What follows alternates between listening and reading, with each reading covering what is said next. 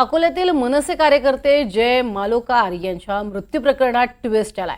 जय मालोकारचा मृत्यू जबर मारहाणीनं झाल्याचं शवविच्छेदन अहवालात उघड झालंय। 30 जुलैला अकोल्याच्या शासकीय विश्रामगृहावरती मनसे कार्यकर्ते आणि अमोल मिटकरींमध्ये जोरदार राडा झाला होता। मनसे कार्यकर्त्यांनी अमोल मिटकरींची गाडी फोडली होती। त्यानंतर गुन्हा दाखल झालेल्या 20 कार्यकर्त्यांपैकी जय मालोकारचा मृत्यू हृदयविकारानं झाला असा दावा करण्यात आला होता। जय मालोकार मृत्यू प्रकरणामध्ये हा एक मोठा ट्विस्ट समोर आलेला आहे। अकोल्यामध्ये 30 जुलैला झालेल्या राड्यानंतर मारहाणीत मृत्यू झालेला आहे हे देखील आता स्पष्ट झालंय।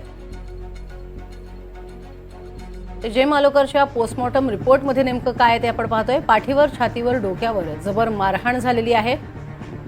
छातीच्या 4 ते 5 बरगड्या मागच्या बाजूनं फ्रॅक्चर आहेत, म्हणजे तुटलेल्या आहेत। पोस्टमॉर्टम वेळी मेंदूवरती मोठ्या प्रमाणात सूजही होती।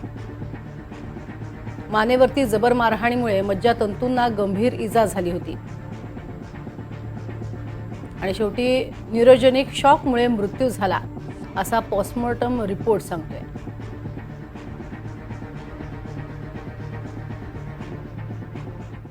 दरम्यान आम्हाला न्याय मिळायला हवा, त्यासोबतच संरक्षण देण्याची मागणी जय मालोकारच्या कुटुंबियांनी केली आहे।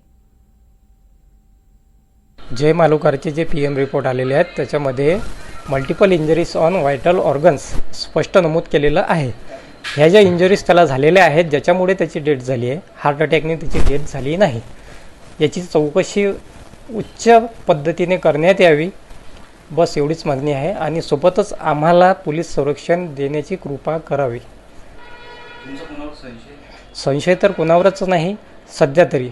जेव्हा या गोष्टीची पडताळणी होईल, चौकशी होईल, त्यावेळेला माहिती पडेल नेमकं यामध्ये आरोपी आहे कोण। तो राडा झाल्यानंतर त्याच्यासोबत नेमकं कोण कोण होता आणि तो जेव्हा दवाखान्यात येईपर्यंत त्या 3 तासात काय झालं? राडा झाल्यानंतर आमचेच मोठे भाऊ, एकदम विश्वासीय माणसं, ललित भाऊ यावलकर हे त्याच्यासोबत होते। त्यांनी सांगितल्याप्रमाणे ते त्याला दवाखान्यामध्ये घेऊन आले। त्या वेळेला म्हणजे त्यांच्यावर अविश्वास दाखवण्याची काही गरज नाही, परंतु ह्या ज्या इंजरीज झाल्या आहेत ह्या कशा झाल्या, कुठे झाल्या हे पोलिसांना शोधणं अत्यंत गरजेचं आहे। त्यानंतरच आपल्याला कळेल की नेमकं काय प्रकरण आहे।